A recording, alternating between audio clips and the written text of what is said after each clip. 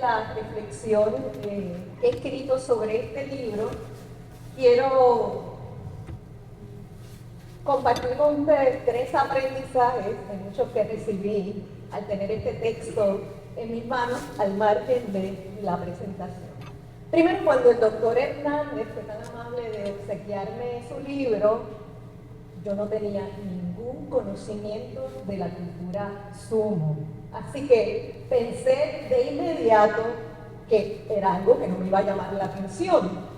Un sábado, mientras estaba en casa, mi papá tiene 96 años, lo estaba acompañando, tomé el libro y lo leí de una sentada y me encantó. Así que mi primer aprendizaje, que también puede ser para ustedes, cuando la vida te presente un regalo, dale la oportunidad. Amplía tu perspectiva y podrás encontrar gratas sorpresas. Segundo lugar, me gustó tanto el texto que pensé que iba a escribir una reflexión. Se lo comenté a mi colega, el doctor Valentín, pero inmediatamente le dije que no me atrevía, pues mi educación no es ni en literatura, ni en lingüística, y que me daba miedito, y sí, con minúscula. Sin embargo, abrí un documento en Word y comencé a escribir, comencé a investigar, y meses más tarde, el doctor Hernández me invitó a escribir una reflexión sobre su libro y le mostré que ya yo tenía un documento que había empezado antes de su petición. Así que, segundo aprendizaje, no te limites a ti mismo. Allí hay un mundo de posibilidades para ti. Si lo anhelas, puedes alcanzarlo. Sé curioso, edúcate y no permitas que nadie, incluyéndote a ti mismo, te limite. Tercera experiencia de aprendizaje. Me senté a escribir esta reflexión en agosto, luego de una intervención quirúrgica que me sacó fuera del aire por laboral por 3 semanas. La primera semana después de la operación, pues uno tiene los efectos de la anestesia y la mente no está muy clara, pero trascendió ese periodo y ya con claridad pude hacer este proyecto tan maravilloso que en ese momento que era retante me dio vida, me dio entusiasmo, me dio propósito en medio de un proceso tan desafiante. Así que tercera lección de aprendizaje. En medio de los momentos retantes vendrá la luz, aún del lugar que menos lo esperas. Gracias, Julio César, por confiar en mí para presentar hoy tu magnífico libro. Y ahora sí, comenzamos con la presentación que se titula Vestirse de otra piel, en el espejo de un sumo extranjero. Tiene un epígrafe de Mario Benedetti. Lo han arrojado del sueño con la piel estirada, los ojos desmesuradamente abiertos a la luz inmóvil que aletarga el cuarto. La travesía de vestirse de otras pieles, reconocer sus formas, explorar sus emociones y vivencias y el ávido deseo de plasmar desde su visión única y particular esas profundidades de las otredades es lo que mueve al escritor Julio César Coll a publicar su primer libro de cuentos, Sumo extranjero. La extensa obra literaria del también doctor en economía y catedrático del recinto universitario de Mayagüez de la Universidad de Puerto Rico se ha enfocado en esta última década en lo que el autor denomina una exploración etnográfica. En sus palabras es lo siguiente: se enfoca en mi curiosidad por documentar y por entender la experiencia humana, no solo la experiencia de las clases dominantes y lo que esa clase considera bello y digno, como ha sido el caso de la mayor parte de la poesía lírica, sino la experiencia humana en toda su complejidad de sabores, sin la pretensión de agotarla o de gustarla a plenitud, solo con la intención de hacer siluetas. Esas siluetas, en esta ocasión, lo llevan a entretejer hábilmente la cultura del sumo, sus técnicas, espiritualidad, contradicciones, conspiraciones, así como la otredad dentro de la otredad de un gaijin rikishi, un sumo extranjero. Son siluetas veneradas por su grandeza, en todos los sentidos de la palabra, por una parte respeto por la práctica milenaria que tiene el peso, también en todas sus definiciones, de una profundidad simbólica mística. Por otro lado, la inmensa admiración por un cuerpo grande, robusto, gordo y fuerte que convierte a los rikishis, a los luchadores, en figuras icónicas, honradas y reverenciadas. Allí es que entra la pluma certera del escritor, al sumergir al lector en un viaje literario que no solo nos presenta las historias de los personajes, sino que también nos permite explorar la profundidad y la riqueza de la tradición milenaria. En esta propuesta, el autor se convierte en un arquitecto que presta atención al más mínimo detalle para diseñar una estructura estética, firme, duradera y que sus líneas conecten en cohesión. Para lograr esto, convirtió su fascinación por el sumo en una inmersión cultural que como escritor al fin le dotó de muchas historias, según él nos indica. En el 2018 tuve la oportunidad de visitar Japón e ir a Ryokuko, que es el distrito de los sumos en Tokio. El choque cultural de esa visita fue una de las razones que me inspiró para escribir estos cuentos. En cada calle, en el estadio Kukugikan, en las tiendas ropa 5XL, en el museo de Edo, en aquel pequeño restaurante de Chankonabe, en cada sección de la estación del tren de Ryokuko, tuve la oportunidad única. Cada lugar tenía una experiencia única que contar. Todo ese distrito idolatra la figura del hombre grueso. Por todas partes hay esculturas y carteles con fotos de los yokuzonas, así que tomé toda esa vibración y toda esa fuerza y la contuve en un libro de microcuentos. Un segmento del cuento esta mañana, del primer libro de cuentos de Mario Benedetti, también con el mismo nombre, y citado en el epígrafe de esta reflexión, nos brinda el sabor de lo que representa ese revestimiento de piel que puntualmente procura el autor en esta obra y en su literatura etnográfica. Sentirse vestido es, en cierto modo, acabar de despertarse, ayuda a ayudarse, a desalojar la inseguridad, a ser. Uno se siente vestido y se halla listo para gobernar la mirada, para encerrarse en uno o para salir de uno, para agonizar irremediablemente o para estallar en la rutina. Para lograr ese vestirse de otra piel, el escritor toma muy serio su labor curatorial y de recolección de datos precisos que le permiten al lector, como en este caso, degustar y disfrutar la cultura sumo, aun cuando no conozcas nada sobre ella. Cada relato transporta al lector al Beira, el establo o la casa de entrenamiento de los sumos. Y del tema principal y de su contexto cultural, el autor entrelaza subtemas también muy relevantes, como el cuerpo grueso de un sumo como objeto de deseo sexual, la violencia, las lesiones de los luchadores, sus retos físicos, espirituales, emocionales y económicos, así como la vida después del establo, entre otros.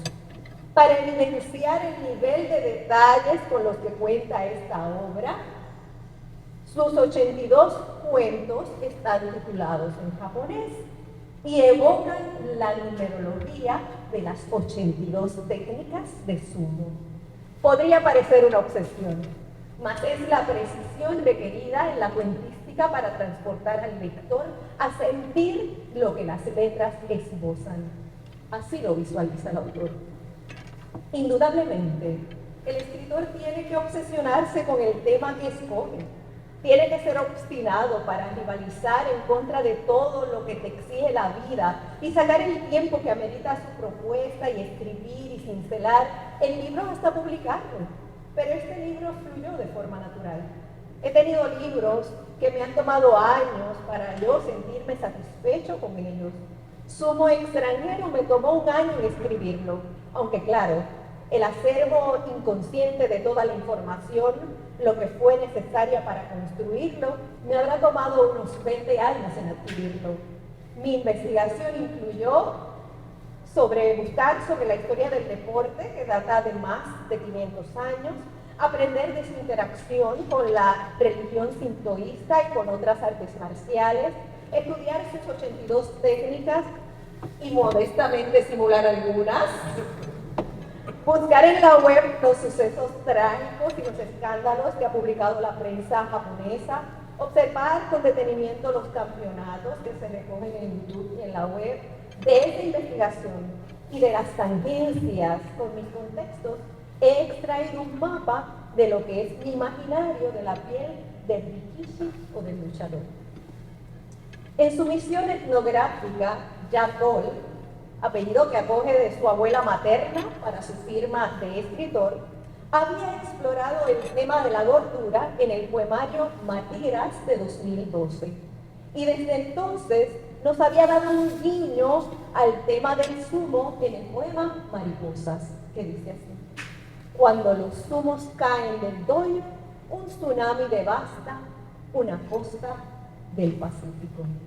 De hecho, este anticipo poético conecta con el cuento de sumo extranjero titulado Toku, nombre de la región noreste de Japón, que en el 2011 experimentó un terremoto catastrófico que provocó un tsunami y la muerte de miles de personas. Dice así parte del cuento. El calendario marcaba el 11 de marzo de 2011 y en el reloj eran las 2:45 con 59 segundos de la tarde, cuando el Yokozuna estaba a punto de caer de espaldas. Por eso no nos parece extraña su premisa de abordar un tema tan específico, porque dentro de la lejanía geográfica y cultural existe la capacidad ya probada y galardonada del autor de vestirse en otra piel, reflejada en los títulos previos en los que se concentra en un grupo etnográfico con su poesía, Mardi Gras 2012 sobre la obesidad, Sísifo 2017 relacionado con los empleados oficinescos y el ala psiquiátrica de 2020 relacionado con la salud mental. Y es que vestirse de otra piel, además de ver con otros detalles la otra edad, también nos hace mirarnos al espejo. Y sobre eso reflexiona Paul. Producir literatura etnográfica requiere un ejercicio de dejar de ser, pero eso rivaliza con el egocentrismo del yo lírico. Esta literatura se esfuerza en un entorno que no es el propio, pero que puede tener múltiples tangentes con la vida prestada. Yo no soy sumo, aunque me hubiera encantado tener la vivencia en Puerto Rico, no existen establos ni grupos de entrenamiento.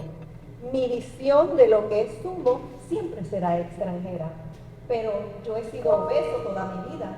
Conozco en carne propia las virtudes y los azares de ser obeso, las condiciones de salud, las lesiones, el oprobio y el estigma social que tiene que cargar el obeso. También de joven practiqué judo, otra arte marcial japonesa, que tiene muchas técnicas tangentes similares a las del sumo. Y tengo una idea de lo que demanda el dominio de un arte marcial.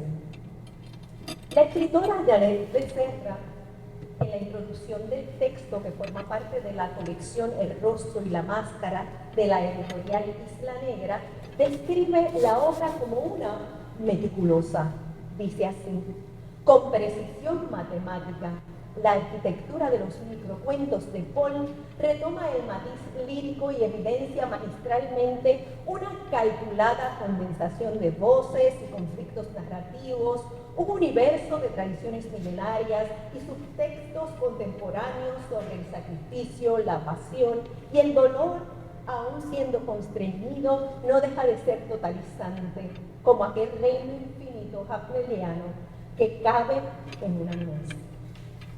El autor se vale de esa precisión para reiterar el tema principal a un cuerpo de admiración, a un cuerpo robusto y plasmar certeras descripciones que nos permiten ver a los personajes en todas sus grandezas y admirarlos. Desde la mención constante con el peso de los protagonistas, entre 300 a 450 libras, sus estaturas de más de 6 pies, el tamaño de sus manos, hasta su régimen alimentario que fluctúa entre 8.000 a 16.000 calorías diarias y su porciento de masa muscular. El escritor va creando esa imagen vívida a los lectores para ver esa acción en nuestro imaginario. Esto se destaca en un cuento titulado "Y", que significa barriga, en el que se presenta una oda a un cuerpo de un dios. Leo parte del cuento. Su cuello era grueso como el de un tigre. Su pelo era tan denso y espeso que la cola de su yomash tenía el doble del grosor que la de cualquiera. Sus manos podrían hacer trizas la copa imperial. Sus músculos eran tan impresionantes que se marcaban sobre la grasa. Su barriga era perfectamente esférica y se sostenía sola. Sus músculos y sus nalgas parecían forjadas en titanio pulido. Su piel parecía ser natillas y nácar y era la envidia de cualquier japonesa. Se preguntaban sus oponentes: ¿cómo agraviar a un hombre dotado con el cuerpo de un dios? Precisamente, esos cuerpos venerados dan pie a un tema recurrente en sumo extranjero: los luchadores como objeto de deseo sexual por parte de sus admiradoras.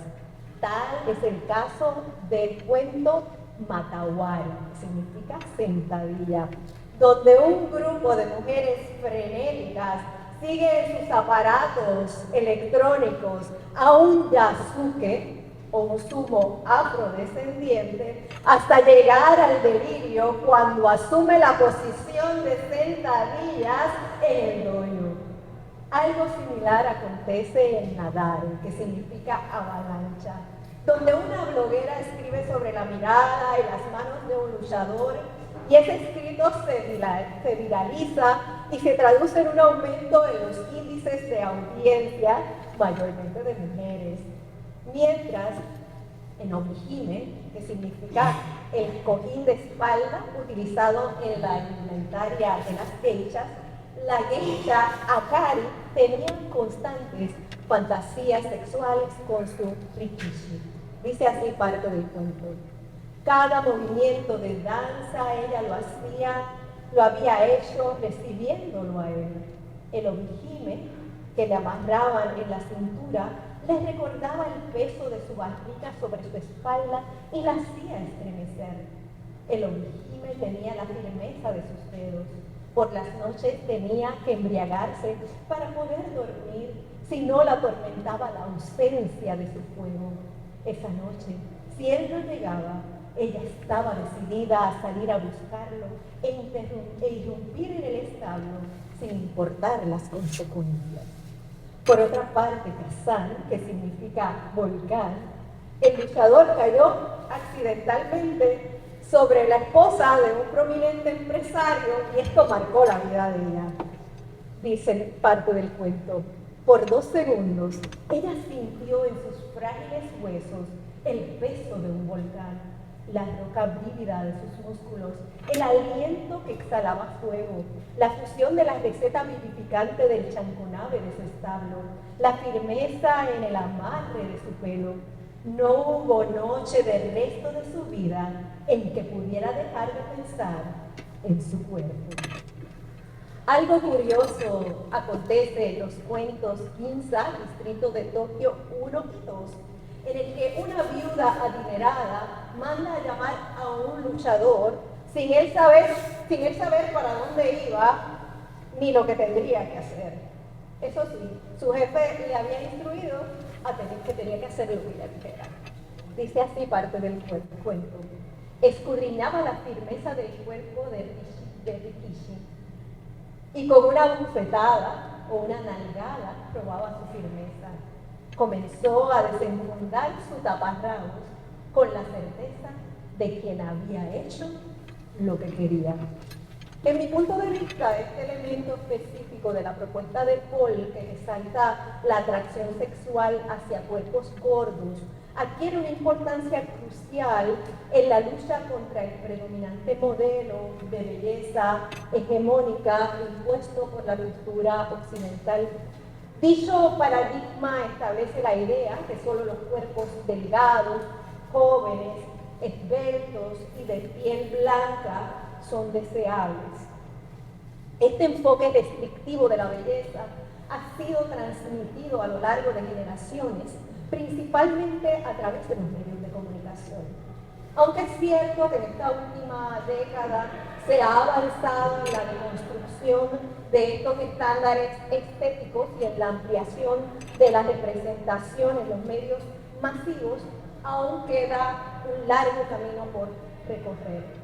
En ese contexto, la obra Sumo Extranjero aporta a través de la literatura una herramienta valiosa para desafiar y desmantelar los modelos estéticos impuestos por las construcciones socioculturales, nos dice el autor.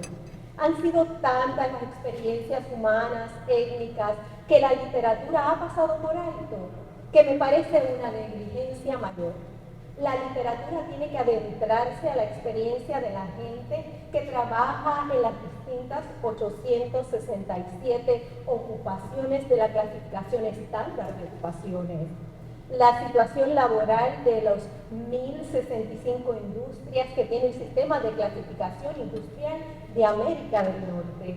La cotidianidad de las personas que padecen de 70.000 códigos de enfermedades que posee la clasificación internacional de enfermedades, las costumbres y certezas de las personas que practican las 4.300 religiones que hay en un globo y los 650 grupos étnicos en el mundo. El microcuento es ideal para trabajar todos esos mundos. Con ellos se puede formar una especie de mosaico de la etnia del grupo. Desde esa perspectiva, cada cuento es un azulejo roto y el lector es como una araña conectando los distintos nódulos. El autor, como economista, al fin, y lo acaban de ver en la cita anterior, con todos los detalles numerológicos, y conocido en el ambiente académico por su nombre de su acta de nacimiento, Julio César Hernández Correa, entrelaza en algunos cuentos el tema económico de interesantes formas. Por ejemplo, los retos económicos de sustentar la operación del día a día de un establo y los desafíos de los rikishis en una vida después del establo, ya sea por lesiones, tema que se documenta en varios cuentos, o por retiro. En el cuento Sasu, que significa puñalada, un luchador solo se encuentra desempleado, limpiando baños públicos después de su retiro, lo que marca el comienzo de una serie de desafortunados eventos que culminan en una trágica masacre. En Shinzo Hidai, que significa cardiomegalia, se plantea otro reto después del retiro, en el que incide además de la salud del protagonista en su economía. Intuyo que había invertido sus ahorros para abrir su restaurante, y dice así parte del cuento. El doctor le dijo lo que ya sabía: usted tiene obesidad mórbida de 4ª categoría. Lo que no sabía también se lo dijo: usted tiene cardiomegalia. A eso se debe su fatiga, las palpitaciones y el hormigueo de sus pies. Entonces el doctor pronunció una sentencia de por vida. No azúcares, ni carbohidratos, ni grasa. El sumo recién retirado se estremeció, rascó su cabeza y pensó, ¿cómo voy a manejar mi nuevo trabajo de chef? Apenas hacía unas semanas había abierto un restaurante que se especializaba en chanconao. El tema económico se toca de una forma jocosa, pero igualmente importante en el cuento Mahuachi, Taparrabos del Sumo. Sucede que el establo tenía problemas con sus finanzas. Por ese motivo, el administrador decidió cortar el presupuesto en la partida de los taparrabos y adquirir unos más económicos. Resultaron ser de pésima calidad. ¿Les resuena algo con el tema del fast fashion? La venta de ropas desechables que son baratas y de baja calidad, en su mayoría provenientes de China.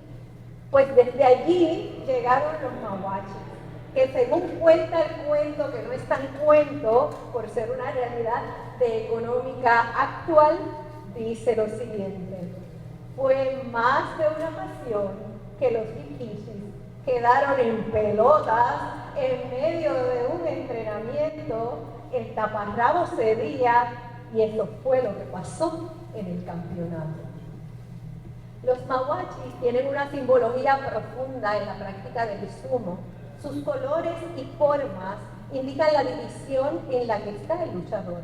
Está confeccionado de seda liviana, pero fuerte, que tiene funcionalidad para el agarre y contener.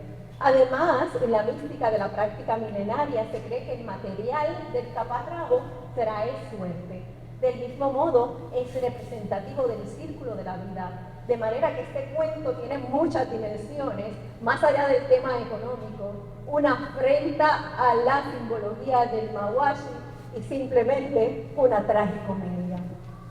El cuento Obashán, Abuela, uno de mis preferidos y también uno de los queredones del autor, presenta la genialidad que tuvo una abuelita desde su primera juventud para hacer crecer sus finanzas a través de la observación de las ovejas.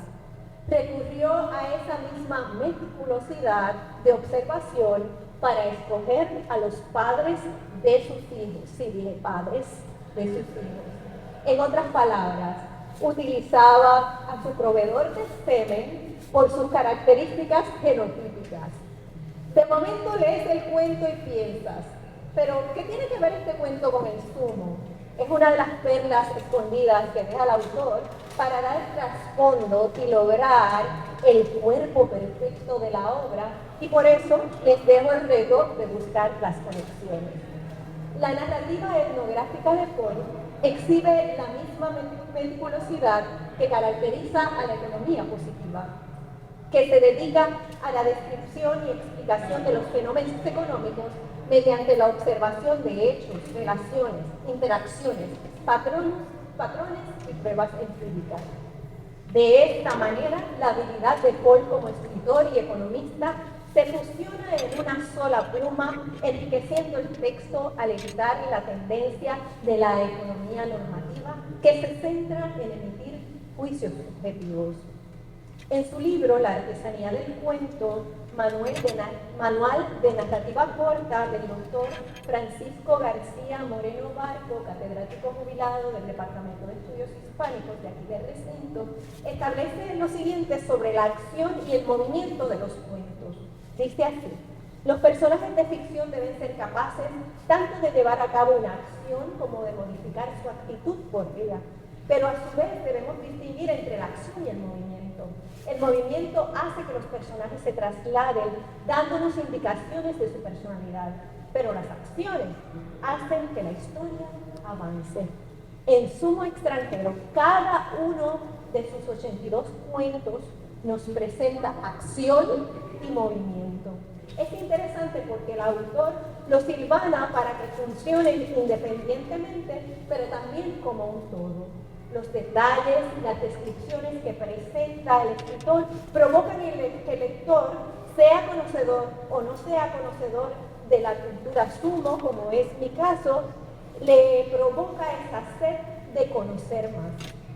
Para ello nos deja un diccionario de términos que nos permite una lectura interactiva y descubrir más sobre la cultura sumo.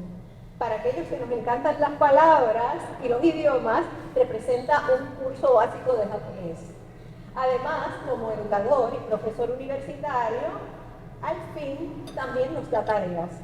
Algunos vocablos hilvanados en los cuentos no están en el diccionario. Así que la asignación implícita u otra curiosidad del autor de hacernos buscar en otras fuentes. Claro, de eso se trata la exploración etnográfica de la búsqueda de vestirnos de otras pieles. En un mundo donde las barreras culturales y los prejuicios limitan nuestra comprensión y empatía hacia lo desconocido, Sumo Extranjero nos da luz sobre las otredades que a veces han quedado en las sombras. A través de la pluma de Paul, somos testigos de la travesía de vestirse con las pieles de otros, explorando sus emociones, desafíos y triunfos. Cada cuento se convierte en un espejo donde nos enfrentamos a nuestra propia capacidad de admirar, entender y transformar. En un mundo repleto de estándares de belleza que son limitantes, la obra desafía la norma de la supremacía sempiterna de una sola perspectiva. Esta colección de historias entrelaza la grandeza de los luchadores de sumo con las luchas humanas que todos compartimos. La búsqueda de identidad, la superación de desafíos y la lucha por la aceptación. Con un enfoque meticuloso y un corazón compasivo, Paul nos invita a mirar más allá de las apariencias y descubrir la esencia que reside en cada individuo. Cada relato es un peldaño en el viaje hacia la comprensión mutua y la empatía. Una exploración literaria que no solo nos permite apreciar la riqueza de una tradición milenaria, sino también reconocer la universalidad de nuestras experiencias y nuestros anhelos. En última instancia, Sumo Extranjero nos desafía a reconocer que somos más que nuestras apariencias superficiales y nuestras identidades preconcebidas. Nos insta a arrojar el velo de la ignorancia y mirar a través de los ojos de los demás, a sentir con sus corazones y a vivir sus vidas por un momento fugaz. En ese espejo literario encontramos la oportunidad de crecer, aprender y abrazar la diversidad que enriquece nuestro mundo. Con cada palabra, Paul nos recuerda que en la exploración de las otredades encontramos una conexión más profunda con nosotros mismos y con la humanidad en conjunto. Muchas gracias.